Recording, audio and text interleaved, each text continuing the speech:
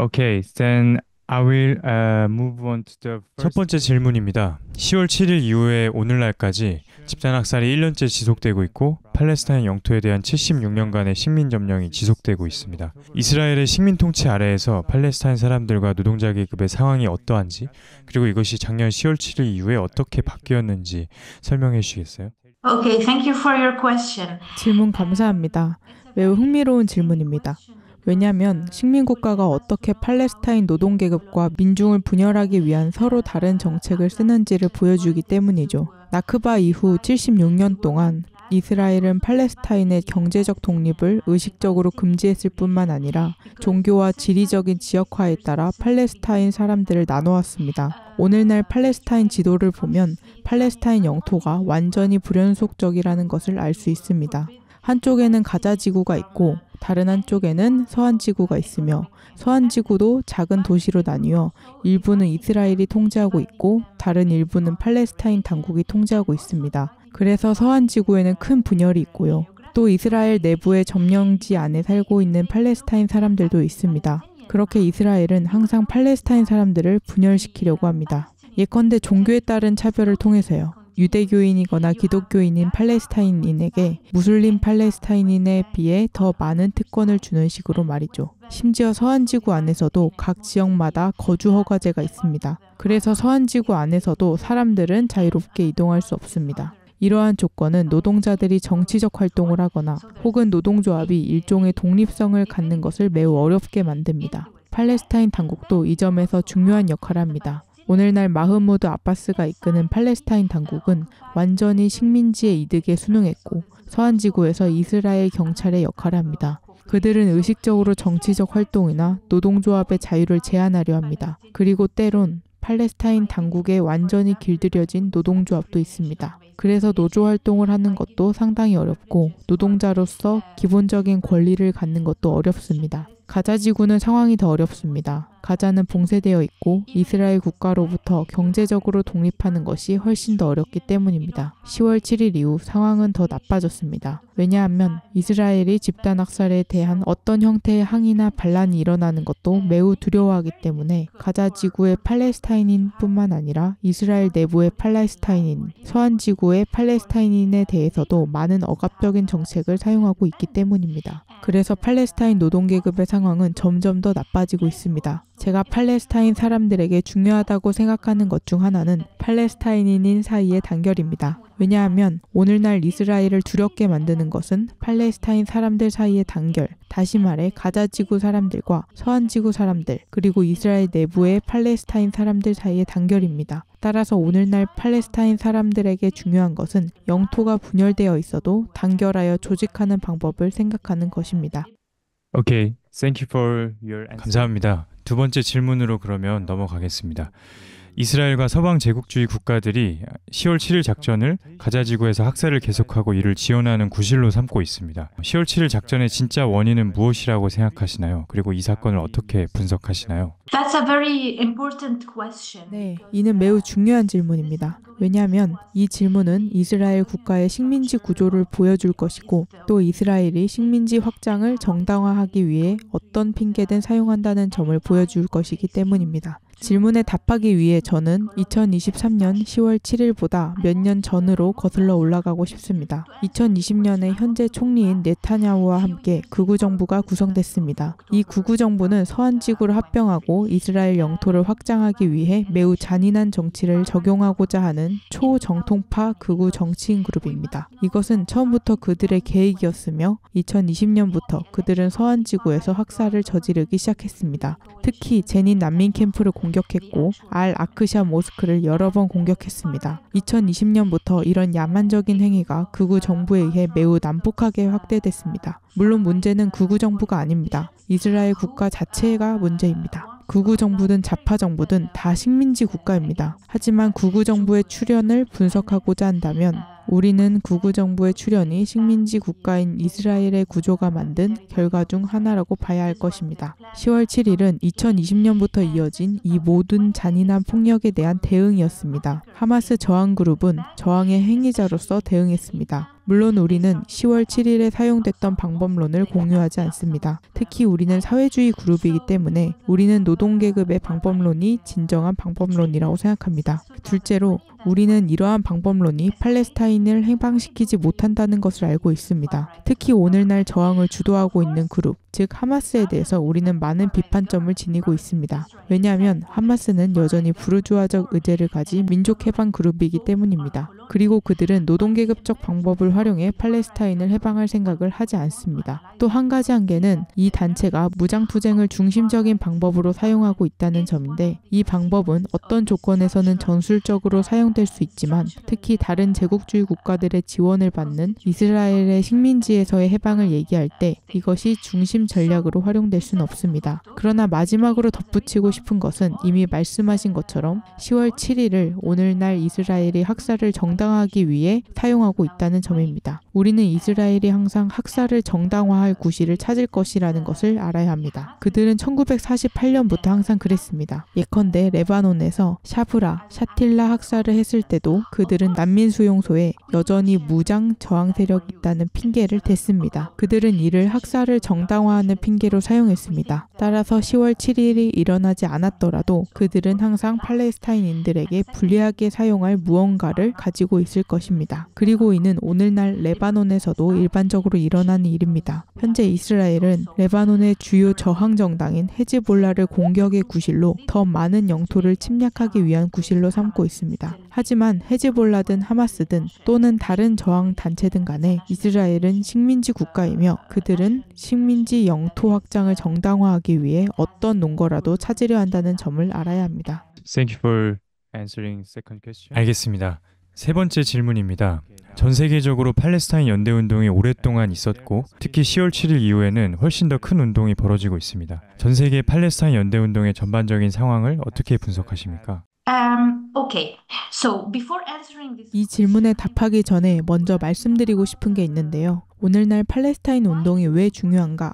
라는 점입니다. 우리는 사회주의자로서 노동계급의 방법에 대해 생각합니다. 동시에 우리는 국제주의자이기 때문에 팔레스타인의 해방은 단지 팔레스타인인들만에 의해서가 아니라 아랍 세계의 거대한 혁명운동과 함께 또한 거대한 연대운동, 특히 제국주의 국가들에서의 연대운동과 함께 이루어질 것이라고 생각합니다. 그렇기 때문에 팔레스타인 연대운동은 특히 미국이나 프랑스 같은 제국주의 국가에서 매우 중요하며 이는 이 지역의 정치적 좌표를 바꿀 수 있습니다. 그렇기 때문에 이 운동은 대규모로 진행되어야 했고 대규모로 조직되어야 했습니다. 10월 7일 이후 팔레스타인 연대운동은 중요한 순간을 맞이했고 연대운동이 그들만의 질서를 부과할 수 있다는 점을 보여주었습니다. 하지만 문제는요. 유럽의 연대운동은 경찰과 정부에 의해 매우 탄압을 받았고 정부는 반유대주의와 반시온주의 사이의 혼란을 사용해 친팔레스타인 운동뿐만 아니라 노조원과 학생들도 탄압했다는 것입니다. 최근 대학에서 중요한 학생운동이 벌어졌는데요. 대학생들은 자신의 대학과 이스라엘 대학 간의 파트너십에 반대하는 시위를 벌였습니다. 우리는 경찰이 대학에 들어와 학생들을 진압하고 구금하는 것을 보았습니다. 운동에 대한 탄압은 매우 심각했습니다. 이는 미국에서도 마찬가지였습니다. 미국과 영국에서는 유럽보다 운동이 더 컸습니다. 미국에서 특징적인 것은 컬럼비아 대학 학생들의 시위 이후로 학생운동이 분출했다는 점입니다. 우리는 이 새로운 운동이 얼마나 전염성이 있는지를 보았고 이는 유럽 학생들에게, 프랑스의 학생들에게로도 확장됐습니다. 이들은 미국에서 시작된 운동의 물결에 실제로 반응했고 이는 학생운동이 정치, 특히 반제국주의 정치에 얼마나 중요한 역할을 할 수 있는지를 보여주었습니다. 그렇기 때문에 탄압이 있었음에도 불구하고 이 학생연대 운동의 모델은 청년들이 스스로를 잘 조직하고 앞으로 더 조직한다면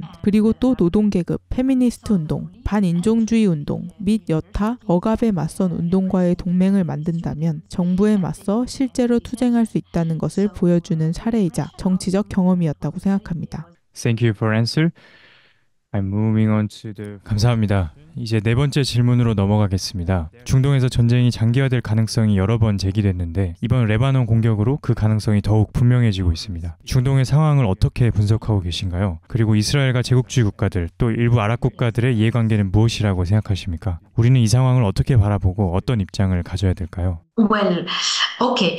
So As you mentioned, 말씀하신 것처럼 중동에서는 오늘날 상황이 매우 빠르게 악화하고 있습니다. 제가 지금 말씀드리는 동안에도 베이루트에는 폭격이 쏟아지고 있습니다. 그리고 이스라엘은 레바논에서 무장 저항의 주요 정당인 헤즈볼라 지도부의 상당수를 암살하는 데 성공했습니다. 보시다시피 전쟁이 크게 확대되고 있습니다. 이스라엘은 중동에서 확전을 원하기 때문에 전쟁을 너무나 멀리까지 이어가고 있습니다. 이스라엘은 이란과의 전면전을 원하고 있습니다. 문제는 헤즈볼라 운동에 대한 이스라엘의 공격 이후 이란이 보여준 그리고 지금도 보여주고 있는 모습입니다. 이란은 일정 정도 굴복하는 모습을 보였습니다. 이란 정권은 이스라엘과의 전면전이 그들에게 재앙으로 이어질 것이라는 것을 알고 있고 이스라엘과 전면전을 할 준비가 되어 있지 않기 때문에 전면전을 원하지 않는 듯한 모습을 보이고 있습니다. 그러나 문제는 오늘날 이스라엘은 자신이 강하며 더 많은 영토를 점령할 수 있다고 느끼고 그래서 결과에 대한 아무런 고려 없이 그들의 프로젝트를 진행하고 있습니다. 또한 발표의 시작 부분에서 말했듯이 이것은 극우 정부의 주요한 정치입니다. 오늘날 네타냐후는 극우 그룹으로부터 더 많은 땅을 점령하고 레바논 남부, 베이루트 시 남부에서 더 많은 인종 청소를 계속하라는 압박을 받고 있습니다. 왜냐하면 그들에게는 지금이 기회이기 때문입니다. 우리가 확인해야 할 중요한 지점은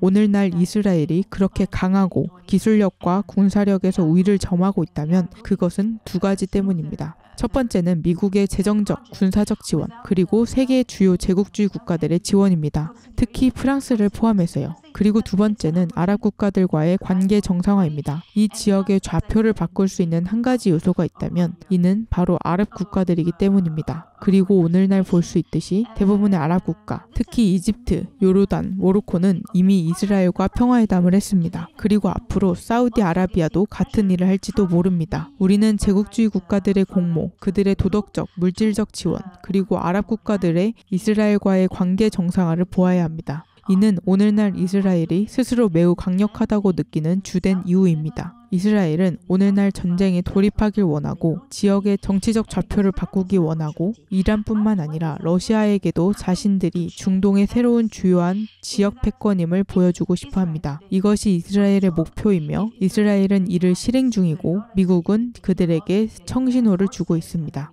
Thank you. And the fifth question is 감사합니다. 다섯 번째 질문입니다. 팔레스타인 운동 내에는 UN이나 ICJ 같은 국제기구가 팔레스타인의 대량 학살을 막고 식민주의를 종식시키는 데 역할을 할 수 있다고 기대하는 경향이 있습니다. 또한 정치적 차원에서 하마스나 헤즈볼라 같은 이슬람 저항운동을 비판하지 말고 무조건적으로 지지해야 한다고 주장하는 경향도 있습니다. 때로 이는 이란 정권을 포함하기도 합니다. 이러한 경향에 대해 어떻게 생각하고 비판하십니까? 그리고 프랑스에서도 비슷한 경향이 있습니까? I will start with the first tendency.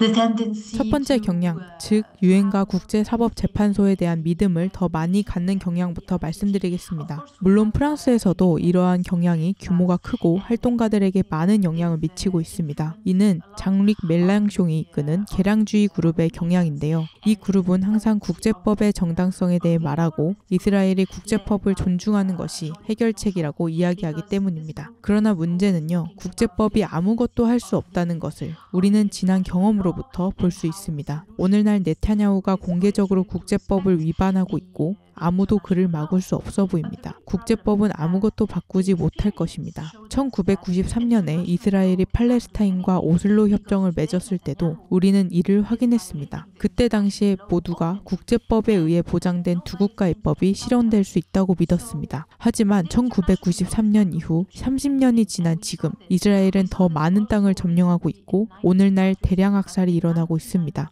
이스라엘이 국제법을 존중하지 않으려 한다는 것을 보여주기 위해 드리는 말씀입니다. 이스라엘은 국제사법재판소를 신경 쓰지 않습니다. 이스라엘은 승인만 받으면 학살을 계속할 수 있습니다. 그리고 이러한 기관들은 자본가 계급의 기관입니다. 이 기관들은 항상 제국주의 국가들, 특히 미국의 이익에 복종할 것입니다. 그래서 하고 싶은 말은 우리가 이 기관을 믿고 싶지 않다라는 것이 아닙니다. 다만 이러한 기관들이 모든 유형의 억압, 모든 유형의 식민주의에 더 많은 정당성을 부여하기 위해서 놓여져 있다는 것입니다. 제도적 구조 아래에서요. 그리고 이것은 항상 두 국가 해법을 지지하는 프랑스의 개량주의 정당과의 주요한 의견 불일치 중 하나입니다. 아까 말씀드린 것처럼 두 국가 해법은 실패했고 우리는 그것을 적용하려 하면 실패할 수밖에 없는데요. 군사력도 없고 경제력도 없는 팔레스타인 국가와 군사적, 재정적 지원을 받는 이스라엘 국가, 이 국가를 한데 묶어서 그래, 둘이 평화롭게 살게 해주겠다고 할 수는 없습니다. 일은 그렇게 작동하지 않습니다. 두 국가 해법이 실패할 수밖에 없는 첫 번째 이유고요. 두 국가 해법이 작동하지 않는 두 번째 이유는 이스라엘이 원하지 않기 때문입니다. 이스라엘은 더 많은 땅을 점령하기를 원합니다. 이스라엘은 팔레스타인 땅을 모두 점령하고 레바논 영토도 점령하기를 원합니다. 따라서 이러한 경향은 문제를 해결할 수 없으며 특히 이러한 경향은 항상 자본가 계급, 자본가 지도자에게 의존합니다. 그리고 우리는 사회주의자이기 때문에 계급 투쟁이, 아래로부터의 자기조직화가 해결 책임을 알고 있습니다. 다음으로 두 번째 경향,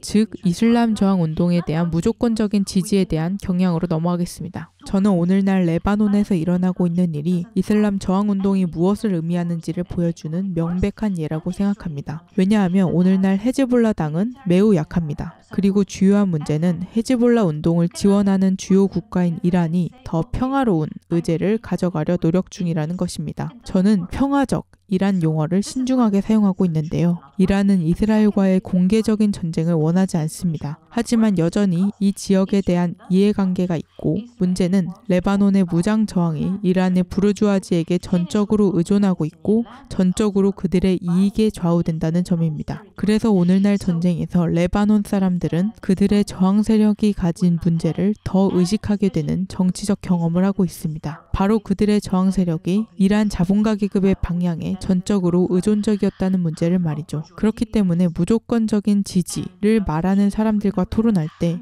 우리는 그들에게 오늘날 저항이 약하다면 그것은 항상 부르주아지의 의제에 저항운동이 의존했기 때문이며 부르주아지는 결코 민중들을 신경 쓰지 않을 것이라고 말합니다. 그들은 민간인을 절대 신경 쓰지 않을 것입니다. 그들은 노동자와 억압받는 민중들이 아니라 오직 국가의 지역적 이해관계 그리고 부르주아지의 경제적 이익에만 관심을 가질 것입니다. 그리고 이것은 그들과의 주요한 의견 불일치 중 하나입니다. 그리고 우리는 트로츠키주의자이기 때문에 팔레스타인 상황과 레바논 상황이 트로츠키가 개발한 연속혁명 이론을 잘 드러낸다고 생각합니다. 이란이나 터키 또는 레바논과 같은 반식민지 국가에서 저항이 승리하기 위해 중요한 두 가지 지점이 있습니다. 첫째, 지역 부르주아지로부터 완전히 독립하는 것. 둘째, 반식민주의, 반제국주의 담론을 가져가는 것입니다. 하지만 첫 번째, 부르주아지로부터 완전히 독립하는 것. 이것은 오늘날 무장 저항 세력의 주된 문제입니다. 하마스든 헤즈볼라든 그들은 항상 다른 부르주아지 운동에 의존했고 이에 더해 그들은 억압적인 지역적 정치적 의제를 가지고 있었습니다. 예를 들어 레바논의 헤즈볼라는 레바논 정권 내부에 참여했고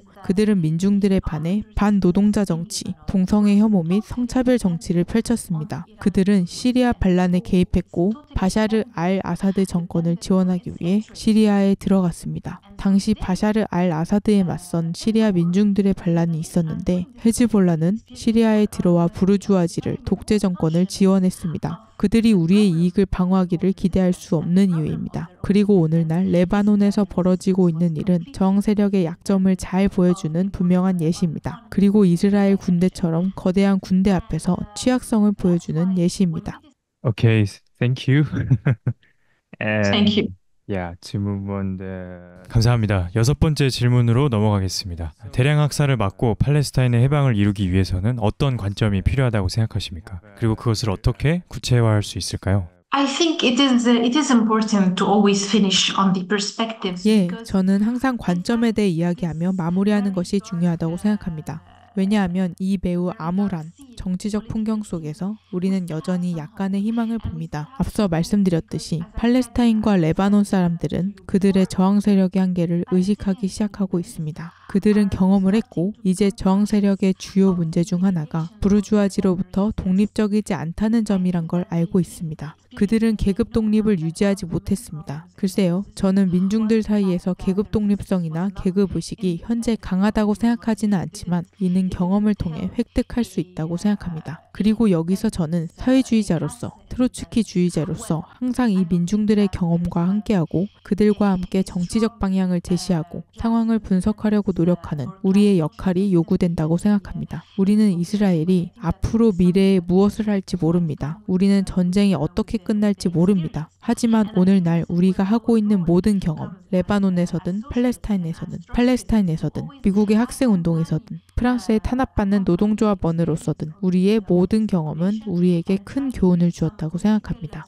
첫째, 운동은 자본가 계급으로부터 독립적이어야 한다는 것. 둘째, 운동은 국제적이어야 한다는 것. 오늘날 이스라엘이 제국주의로부터 국제적 지원을 받지 못했다면 이스라엘은 이 모든 야만적 조치들을 실행할 수 없었을 것입니다. 그렇기 때문에 제국주의 국가로부터의 독립 혹은 다시 말하면 반제국주의 운동이 매우 중요합니다. 그래서 저는 이런 관점을 갖고 있습니다. 첫째, 팔레스타인과 레바논뿐만 아니라 모든 아랍 국가, 특히 이집트와 요르단, 시리아에서 민중들의 정치적 경험과 동행하며 혁명운동을 건설하는 것. 이제 우리는 이를 건설할 수 있습니다. 우리는 아랍 세계에서 노동계급의 방법론을 사용하는 혁명그룹을 만들 수 있습니다. 그리고 두 번째 중요한 방법론은 이전에 말했듯이 프랑스와 미국, 영국 등 이스라엘을 지지했고 지금도 지지하는 많은 나라에서 반제국주의 실천과 관점을 지속하는 것입니다.